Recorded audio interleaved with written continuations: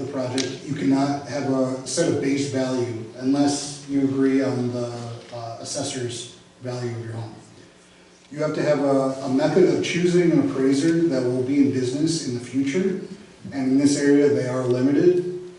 And then 3, you'll have to be able to accurately measure condition, maintenance, and modernization now and in the future of your home. Okay, Joey, the next question. How will property values be impacted? They won't be. Okay. How close were the homes in Harper County to the turbine? In that table, let's see. For Harper County. That was, Harbor County, that was just over 2,000 feet away. Okay. Let's move on to Adrian.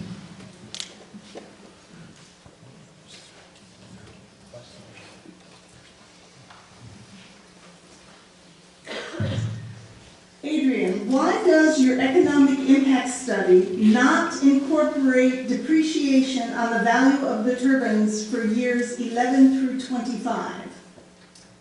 So normally we would enter depreciation, but during those first 10 years of the life of the project, the depreciation, the appraised value actually depreciates out, and it hits its minimum, which is 20% of the retail cost. So you can't go any lower than that, according to state law. So that's why for the remaining years of the project, there's no need, you're paying that final rate, that minimum rate. Okay, thank you. What type of employment opportunities will Neosho Bridge Wind Project offer? What type of employment opportunities? I think maybe Apex could maybe speak to that better. Yeah, anybody can jump in on this one. Sure, I'll be glad to help out. Through the construction phases, you've got all sorts of, civil works, foundation, cement work, all of the, obviously you saw the trenching, the digging, all that stuff. A lot of that will be contracted through the general contractor. But there will be other jobs for fencing, for cattle guards, those types of things that will be, locally contracted potentially. So labor for all of that type of thing. Once you go into the operational phase, there will be technicians needed.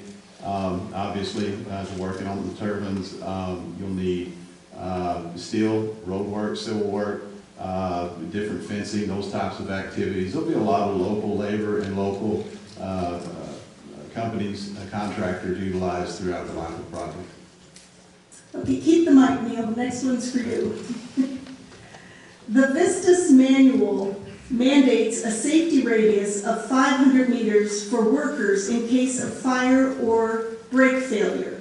Do you agree or disagree with this recommendation? I disagree. That 1,640 feet or 500 meters came from a document that Vestas put out as a catastrophic type of a failure in the event for their own procedures for a technician to pull up, say they had a runaway or a fire or something like that. They were going to pull up, look at it, and then move in to assess further. It was not a safe zone or an area that you had to stay back to. That was just the beginning of how they said to approach the turbine, and they just picked a number. Since that time that document was published in their Vestas operating manual, it has been pulled and is being rewritten because they understood that what they wrote was probably not the right thing to do. Okay, Neil, if the wind turbines are so safe, why are you guaranteeing participants a minimum 1,200-foot setback? Well, I think the statistical analysis that was performed by the independent engineering firm that I described earlier gives the proof. That's an engineering analysis that was written for that purpose, the safe distances for wind turbines. So I think that's... I can elaborate on that. primarily, when you go to distances between 1,000 and 1,200 feet, you then are getting to a point where the sound at your property is going to be less than 50 dBA, and you're also, sometimes may have to move things a little bit more, but you are going to be under 50 dBA and you're going to be under 30 hours of shadow flicker. That's where that number has settled on it. When, in a few years before, when the turbines were shorter, you saw 1,000 feet was more standard. As it's gone up, it's been to just keep those two items, those two effects in check. Okay. Okay, Neil, I'm not sure this one's truly for you, but you guys can decide at the table. How much electricity produced by the turbine is consumed by the operations of the turbine systems? Once the turbine starts to generate, then the parasitic power, if you call it that, it reverses. You are pushing power out onto the grid, so there is very little at that point being consumed. You do have some line loss through the collection and transmission system. That's a calculation that is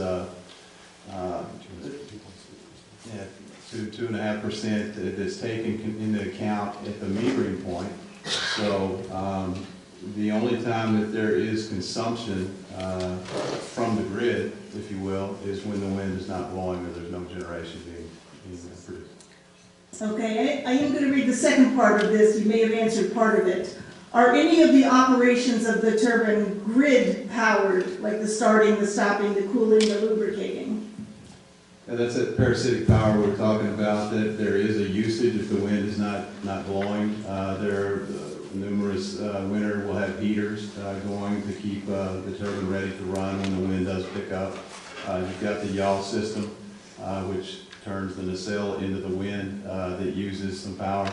But again, it's negligible in the event that you get generation and it makes up that net. Okay, I'm going to now move to Nathan. Rumors abound that the project will mean new roads and bridges for the county. Please explain in detail what your obligations are with regard to county roads and bridges used in construction. Okay. So, I mentioned we have to get all those components to the site. We have to figure out what the routes are that we're taking to get to those locations. If there's a bridge or a culvert that strength is not adequate and we need to drive over it, we have to improve that. And so when projects are getting new culverts or, very seldom is there a new bridge involved. I'm not sure, where that part comes from. But when they're getting new culverts and box culverts, it's because what was existing there just wasn't adequate to carry the load. I mentioned too about having to improve gravel roads if they're not sufficient. So I suppose that after you add gravel to it, somebody might think that's a new road, but really it's just improving and cleaning up the existing roads. Also too, if a road gets damaged and it has to be repaired afterwards and it gets resurfaced, then that's going to look like a new road. So I think that the process of going about and making sure the infrastructure is adequate for the transportation and all that, repairing the damage that we cause, results in what people perceive as new roads. So I think that's where that comes from. Okay, I have two similar questions here, so I'm going to kind of combine it. How deep is the foundation or concrete base? It's 10 feet approximately. Okay, and does the turbines alter the maturity of crops planted around them? The maturity, like the speed that they grow, I don't think so. I think the speed and the, the one slide you showed where the outside edge didn't grow as well. Yeah, I'm not aware of any, difference in yield or growth rates or anything like that for crops because of wind turbines being in the field. Okay, and last one for you. Can you explain the steps in burying a power line? Sure. The trencher excavates out down to a depth. Typically the top of the cable will be a minimum of 42 inches. It'll go deeper if there's some obstruction that's buried that we have to get under. The cable gets placed into the trench along with the fiber optic cable and the ground cable. The soil gets, first foot of soil will get compacted around it, and then we'll come up 1 foot at a time. And so that's the steps that go into burying the 34.5 kilovolt cable that will be collecting electricity from the wind turbines back to the project substation. Okay, thank you. Now we're back around to Jade.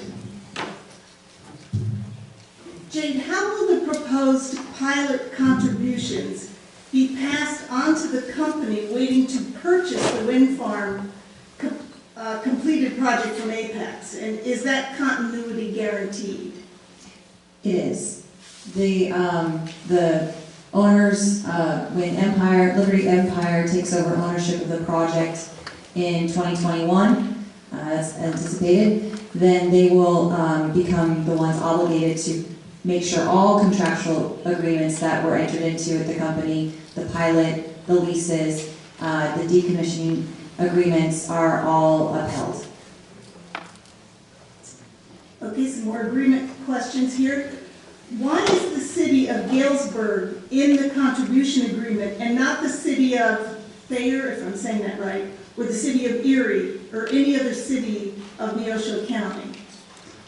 The city of Galesburg had passed a resolution in December stating that they approved the project, they were in support of the project if Apex took two measures. The first one was to work with Winexus, which is a local service provider for telephone and internet. The second was that the contribution, 30%, the greater of 30% or $100,000 was given directly to the city of Galesburg. We felt that that resolution needed to be adhered to or listened to, and we proposed it to the county. Okay, approximately how many turbines will there be per square mile? A range would be fine. I don't know if that's for you or... Let us think on that one for a second. What's the size of the project area? And then just I think that question will have to be put on the internet. we can do this. Okay. Yeah, I mean, if you were to take the total square miles of the project divided by the turbines, I'd have to go back and do the math to answer that. But if you wanted to know what's the most turbines we could put in a section, a square mile, it's going to be 3. So if there's not setbacks prohibiting it, it would be about 3 turbines at this size. Okay, and what company's turbines will you use and what model number?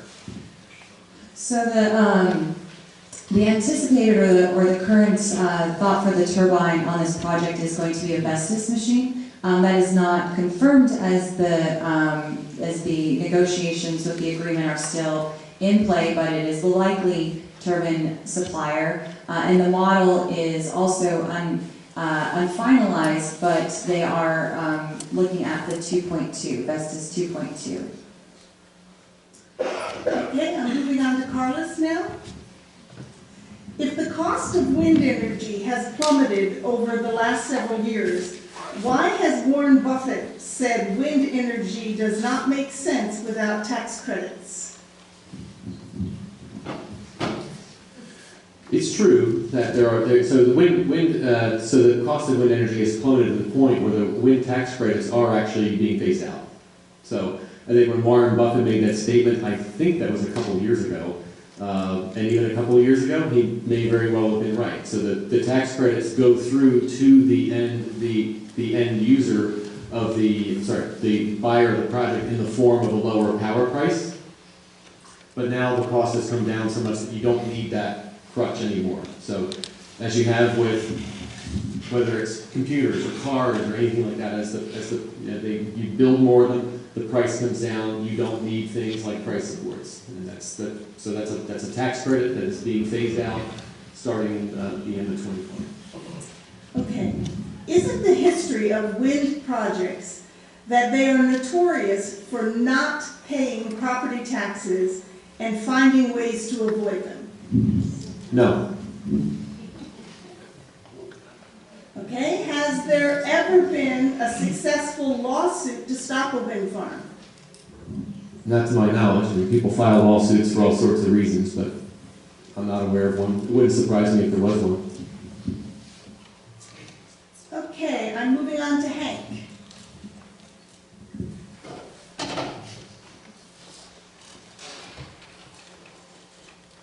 What is the effect of wind turbines on deer, turkey, and waterfowl? So for deer and turkey, not really aware of any literature that speaks to the effects of those. I mean, in general, deer would be scared away temporarily during the construction period, but I think it's you. That microphone doesn't like that. Lucky girl. So, deer will acclimate to a wind farm once construction is over and once noise and traffic has really died down. You're not going to see any decrease in deer as a result of the operation of the wind farm. For turkey, I would expect that to be the same as well. I mean, they're pretty generalist birds. They're not too afraid of humans. They're still going to be out in your fields. You're still going to see the same number of turkey around the wind farm as you would before it was constructed. The effect of waterfowl is a little bit better understood in that waterfowl are part of the avian use surveys that we and every other wind developer incorporates into their development process when they're looking at wildlife. And in general, of all the peer-reviewed literature, and there are probably about 250 studies at this point in time that have looked at the effects of wind turbines on different categories, different species groups of birds. Waterfowl have generally made up less than 5% of overall avian fatalities at wind farms across the United States. Okay, you kind of segued into this yourself. How do you conduct your avian use surveys or any of your wildlife surveys? Sure. They vary, obviously, by what you're trying to look at, and a bat survey looks a lot different than a bird survey. But avian use surveys in particular are done through what's called an avian use point count. And if you remember the map, one of the maps I put up there had a bunch of circles scattered across a representative project area. So we distribute points where a person will go and stand for 1 hour each month for a full year. And we have to have enough points distributed across the project to cover about 30% of the project area. So if I'm an avian use biologist and I go up to a point on your property, I'm going to stand there and for a few minutes I'm going to count small birds. And then for 20 minutes I'm going to count large birds and raptors.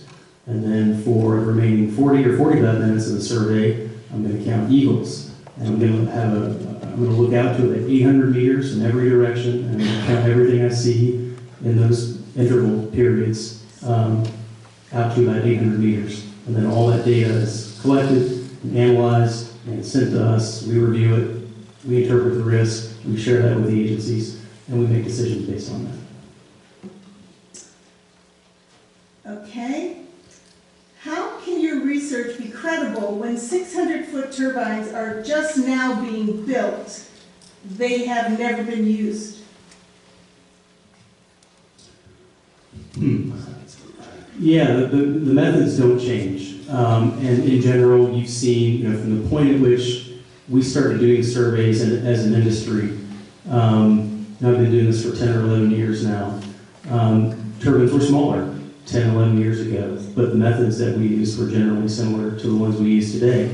And the studies that are available now, as of last year, the 250 peer-reviewed studies that I mentioned, encompass that whole period, from really going back to the late 90s and early 2000s up until contemporary turbine technology.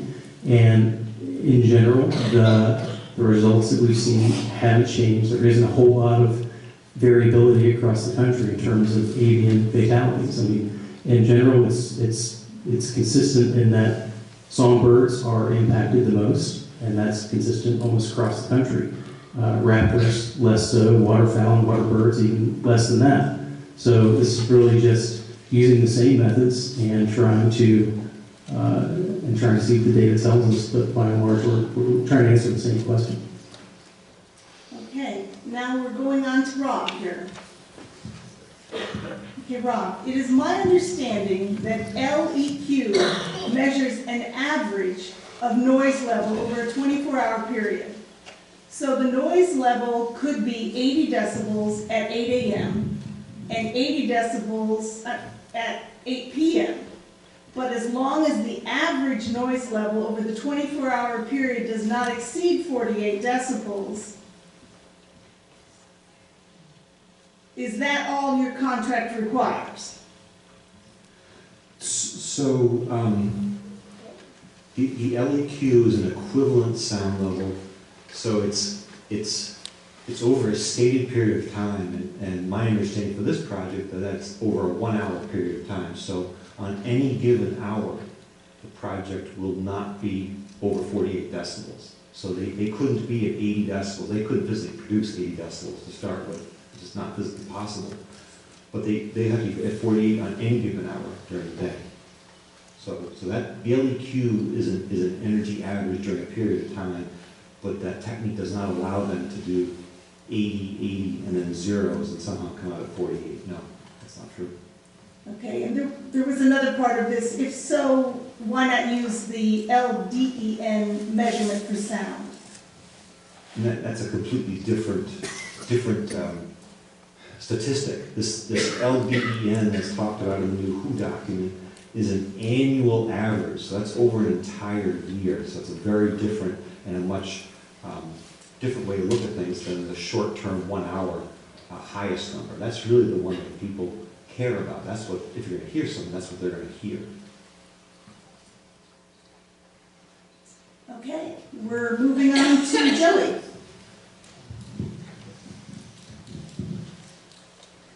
How are the homes in Harper and Danville a matched pair? The more expensive is 40 years newer, 1,000 square feet bigger. Well, we do adjustments, so in our official report, we do a full adjustment grid, which balances everything out, where they come out to be very similar, because parts of it are superior on one, parts of it are superior on the other, so those cancel each other out and make them very similar. Okay, this question is, what is your education background, prior work experience, and how long have you been a real estate specialist, and are you a certified appraiser? My background is, I went to Purdue University at West Lafayette. I have a building construction management degree. I'm not an appraiser, that's why I'm a consultant. But I work very closely with a very high level appraiser. What was the third part? Real estate specialist? How long? I've been Yes, how long? working in the appraisal world for about 1.5 years right now, but construction 10 years prior to that. What about your partner? My partner, he is, let's see, he started in 1973. He was the youngest president of the MAH, the Members of Appraisal Institute. And he's done over $15 billion worth of appraisal work in his career. Okay, we're moving on to Adrian again. Please state each and every assumption used in preparing the economic impact report. So the basic assumptions that go into the models through the jobs models are the costs and wages the estimated costs and wages that Apex provided to us. The model itself does have limitations and assumptions, and those are in the economic report, and I'm going to let Dave, in the essence of time, my colleague, answer those in the written form on the website. Okay, thank you. Why, when you referenced effects on market value, did you not reference our own Neosho County Appraiser's report submitted to the county commissioners that showed a 25% to 40% market loss? Is that for me? Yeah.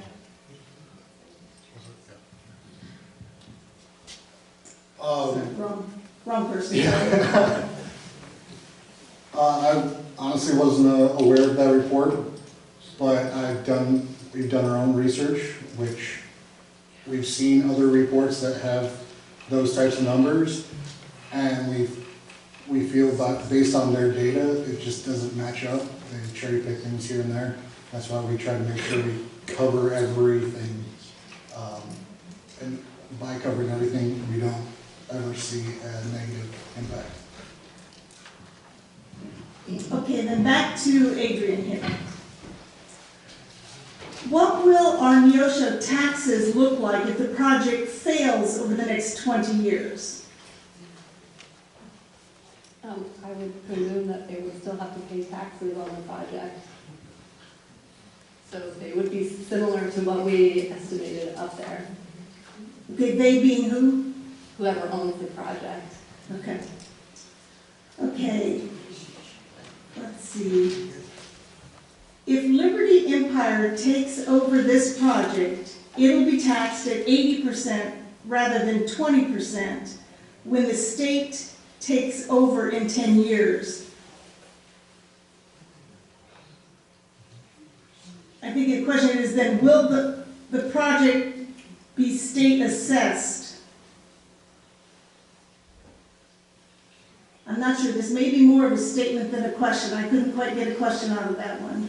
I think the tax rates don't change over, with the sale of the projects. I don't think that necessarily changes depending upon whether or not a utility owns it, but I'm not the one selling the project, so I can let them speak to that. Okay, well, let's see, moving to Neil.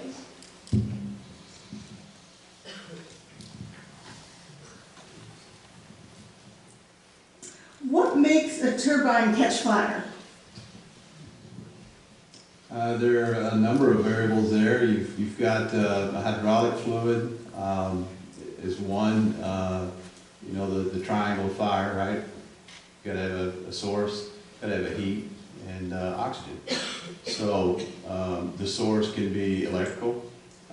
Those are usually contained to a cabinet. I've experienced several of those. You stay in the cabinet on electrical arc. Once the arc takes off, there's insulation on the wire that burns. Whatever's inside the cabinet kind of burns up, and then there's no more fuel, right? So fire's out. On some other cases, you can have friction from yaw brakes, just the same as you have on a tractor trailer, with the brakes and friction that cause heat, and you've got oxygen, you've got a fuel source, maybe a hydraulic leak. That's another instance of a fire where you can catch yourself fire. Okay, what is the wind speed that will shut down the turbines, and how does the shutdown system work?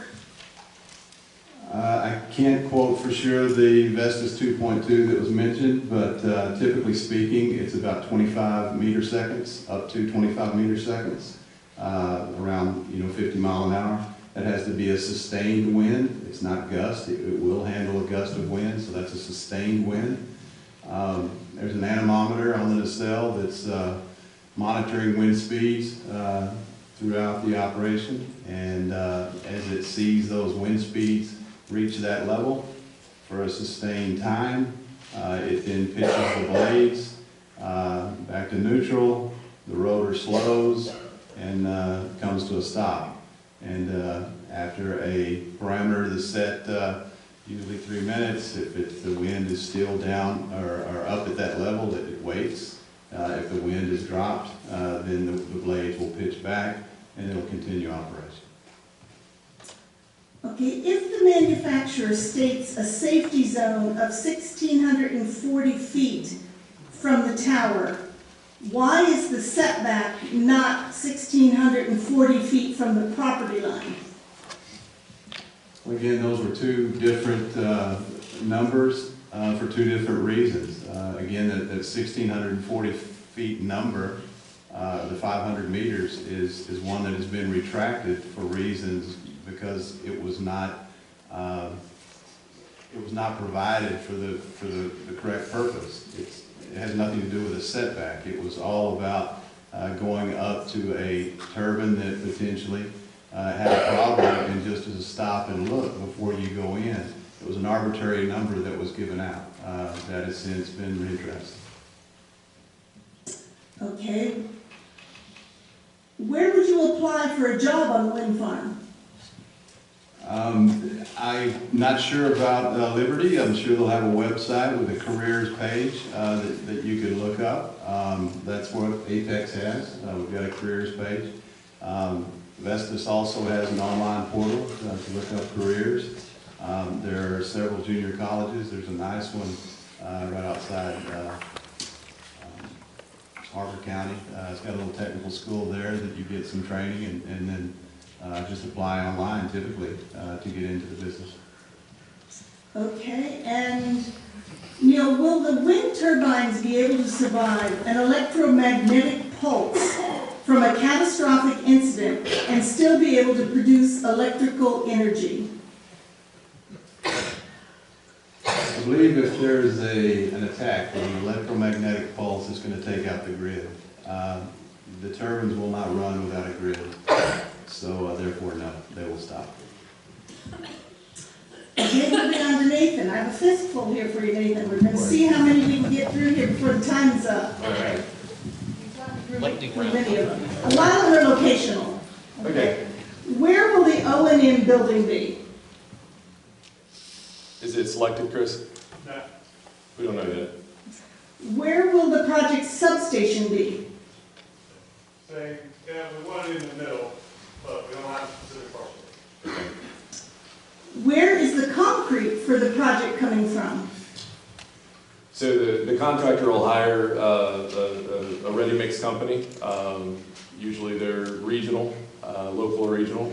They'll set up a batch plant on site. It's the aggregate, sand and all the material will be sourced from the normal regional supply chain. The transportation on that stuff is very high, and so it's prohibitive to use a supply chain that's outside, you know, the normal supply chain. As long as you have an economy that supports all that, what you do, it'll come from the local supply chain. Okay, are county roads closed during construction? No, they're not arbitrarily closed. There might be moments where some work has to be done, or like we're crossing a crane. We're talking, you know, crane crossings are a matter of minutes. So we'll stop traffic, get it across, clear the plates or whatever we put on the road during the crossing, and traffic resumes.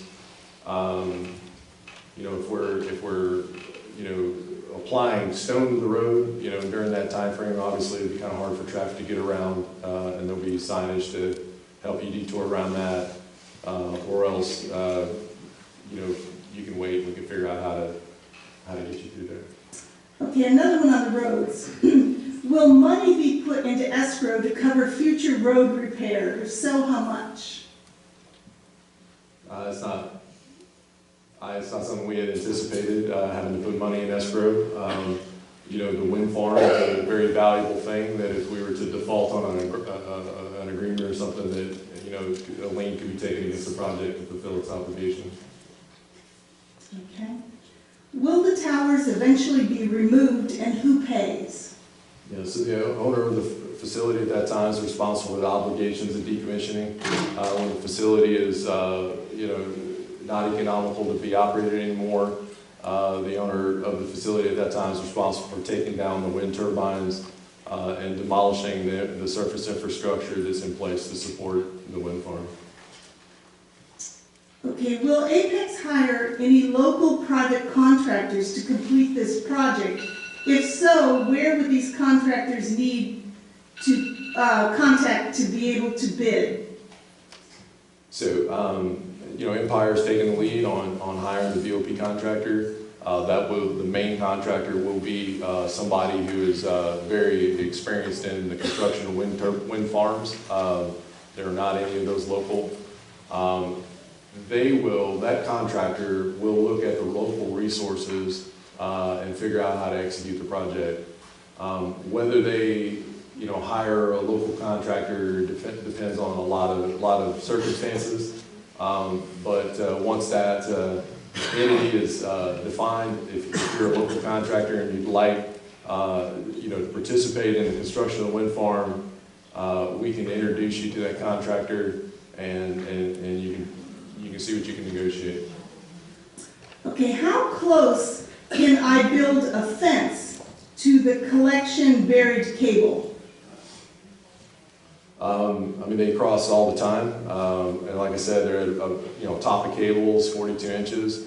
What we'll ask you to do is, if you're going to go through there with the fence, to contact the operations group so they can locate where that trench is for you, and so that coordination can be done so that it can be done safely. Okay.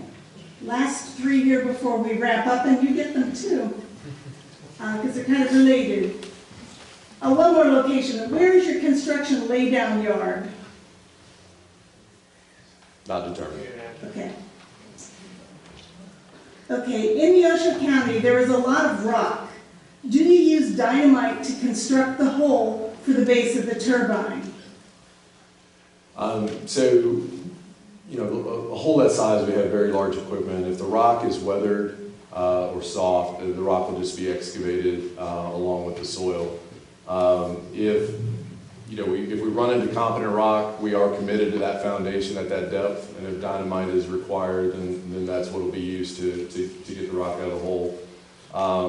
That is not a common thing in wind farms, to run into, unexpectedly run into competent rock. Obviously, if we're on a rocky ridge, we know we're blasting every hole. If we run into it, then that's, and we have to use dynamite, then that's what we'll do. Well, what effect would that have on home foundations or basements if you did? It is zero. The shock wave from the blast dissipates in relatively short distance compared to the distance we are from the homes. Okay, last question. Water districts had problems with rocks when putting in water lines. Do you use rock trenches? I was sort of talking about trenching machines that cut into rock. The contractor will have to determine whether that's necessary. Once again, they're using pretty large equipment. The teeth on that equipment can handle some amount of rock. If the rock exceeds what that equipment can handle, then they'll switch to a different type of trenching equipment that has teeth on it that can cut through the rock. Okay, thank you. Okay, but we do have a few remaining, not too many, but a few remaining questions. And those answers to those questions, along with the video of tonight's meeting, will be posted on APEC's website by close of business on February 12th. Again, the website name is www.neoshoridgewind.com. Okay, that does conclude our meeting, but I want to thank you all for your participation and your cooperation here tonight. And I'll tell you, some of you had such excellent penmanship, it made our job so easy. So thank you, drive safely, and have a good night.